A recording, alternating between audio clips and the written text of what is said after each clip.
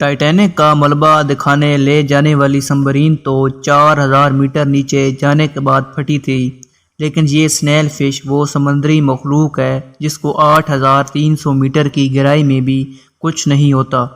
یہ دنیا میں قدرت کا سب سے مضبوط کریچر مانا جاتا ہے، پھر چاہے اس کے اوپر ہاتھیوں کا جھنڈ کھڑا کر دیا جائے یا اس کے اوپر سے بھاری ٹرکس گزار دیے جائیں، اس کی باڈی ٹس سے مس نہیں ہوگی۔ پر سوال یہ ہے کہ آخر اس کے اندر ایسا کیا موجود ہے؟ انفو@فیضان کی ویڈیوز میں ایک بار پھر سے خوش آمدید۔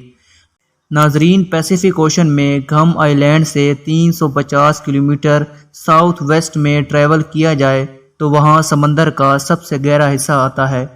اس پوائنٹ کو میرینا ٹرینچ کے نام سے بھی یاد کیا جاتا ہے۔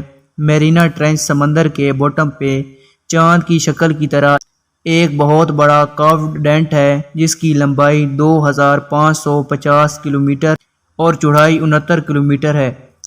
اس ڈینٹ کی وجہ سے سمندر کا یہ حصہ بہت گہرا ہو جاتا ہے۔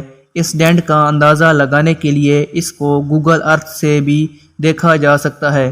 اس ٹرینچ میں ہماری دنیا کا سب سے گہرا چیلنجر ڈیپ پوائنٹ سمندری لہروں سے بھی 11033 میٹر یا پھر 36200 فٹ نیچے ہے۔ یہ گہرائی سمندر کی سب سے کم ایکسپلور کی جانے والی گہرائی ہے، جس کو ہیڈل زون بھی کہا جاتا ہے۔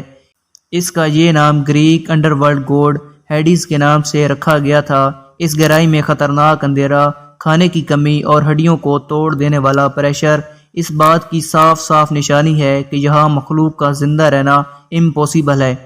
پہلے تو یہ بھی سمجھا جاتا تھا کہ ہیڈل زون تک انسان کبھی بھی نہیں جا پائے گا، لیکن 19ویں صدی میں ایک واقعہ ہوا جس نے اس کنسیپٹ کو ہمیشہ کے لیے بدل دیا۔ 1869 میں ایجیمز نامی شپ سمندر میں موجود تھی۔ اس میں اس وقت کے اوشین ایکسپلورر سمندر کا گہرا ترین پوائنٹ تلاش کرنے نکلے تھے۔ ایک جگہ پر آ کے انہوں نے رسی پہ وزن لٹکا کے اس کو سمندر میں پھینکا، لیکن انہوں نے نوٹس کیا کہ رسی نیچے جاتی جا رہی ہے، لیکن سمندر کا گہرا ترین پوائنٹ نہیں آیا۔ ایسا پہلے کبھی نہیں ہوا تھا کہ ان کی رسی سمندر کے باٹم تک پہنچنے سے پہلے ہی ختم ہو گئی ہو۔ اس خبر نے دنیا کے تمام ایکسپلوررز کو حیرت میں چھوڑ دیا۔ میرینا ٹرینچ ہی سمندر کا گہرا ترین پوائنٹ تھا، یہ جاننا ہی کافی تھا۔ یہاں پہنچنے کی بہت بار کوششیں کی گئی تھیں، لیکن اس سمندر کی گہرائی کسی کو اپنے قریب بھی نہیں آنے دیتی تھی۔ چیلنجر ڈیپ کی ڈسکوریز کے 85 سالوں کے بعد 1960 میں 2 لوگوں نے یہاں تک جانے کی ہمت باندھی، جیسیس پسکارڈ اور ڈون واش۔ انہوں نے کارنامہ ٹرائسیٹ نامی سب میرین میں بیٹھ کر سر انجام دیا۔ ان کا 5 گھنٹے کا سفر چیلنجز سے بھرا ہوا تھا۔ 5 گھنٹے جانے کے اور 5 گھنٹے اوپر آنے کے۔ اس گہرائی میں پانی کا پریشر سی لیول سے قریب 1000 ٹائمز زیادہ ہوتا ہے۔ ان کے اس سفر کے دوران ان کی کھڑکی کا شیشہ کریک ہو گیا تھا، جس کی وجہ سے وہ چیلنجر ڈیپ پہ صرف 20 منٹ ہی گزار پائے اور پھر ان کو واپس اوپر ہی آنا پڑا۔ بے شک انہوں نے اس پوائنٹ پہ تھوڑا سا وقت ہی گزارا تھا، لیکن جو انہوں نے وہاں پہ دیکھا اس نے سائنٹیفک کمیونٹی کو ہلا کے رکھ دیا۔ سمندر کی سطح سے 11000 میٹر نیچے وہ زندہ مچھلی کی ایک قسم دیکھ کر حیران رہ گئے۔ آپ کو یہاں پہ یہ بتاتے چلیں کہ چیلنجر ڈیپ اتنا گہرا ہے، اگر ماؤنٹ ایوریسٹ کو بھی وہاں پر رکھ دیا جائے تو اس کی چوٹی سمندر کے اندر 2 کلومیٹر اوپر ہی ہوگی۔ یہاں پانی کا پریشر قریب 16000 PSI ہوتا ہے۔ خیر، وقت کی کمی کی وجہ سے انہیں چیلنجر ڈیپ سے فوراً نکلنا پڑا، لیکن اس ٹرپ نے اوشن ایکسپلوررز کے لیے ایک بہت بڑی مسٹری کھڑی کر دی تھی۔ آخر ہیڈل زون میں زندگی ممکن کیسے ہے، جہاں نہ آکسیجن ہے اور نہ ہی سورج کی روشنی ہے؟ سمندر کی اس گہرائی میں جا کے ریسرچ کرنا ایک امپاسبل ٹاسک ہوتا ہے۔ اسی لیے 1996 میں جاپان نے ایک روبوٹک سب میرین کیکو کے نام سے تیار کی۔ اس مشن کو کیکو مشن کا نام دیا گیا۔ اس مشن میں اس سبمرسیبل کو سمندر میں جا کے وہاں سے سیمپلز کو کلیکٹ کرنا تھا۔ کیکو نے اوشن فلو کے کچھ سیمپلز کلیکٹ کیے۔ لیب ٹیسٹ سے معلوم پڑا کہ یہ بیکٹیریا کی ایک عجیب قسم ہے جو ہائر پریشر پر بھی زندہ رہنے کی قابلیت رکھتی ہے۔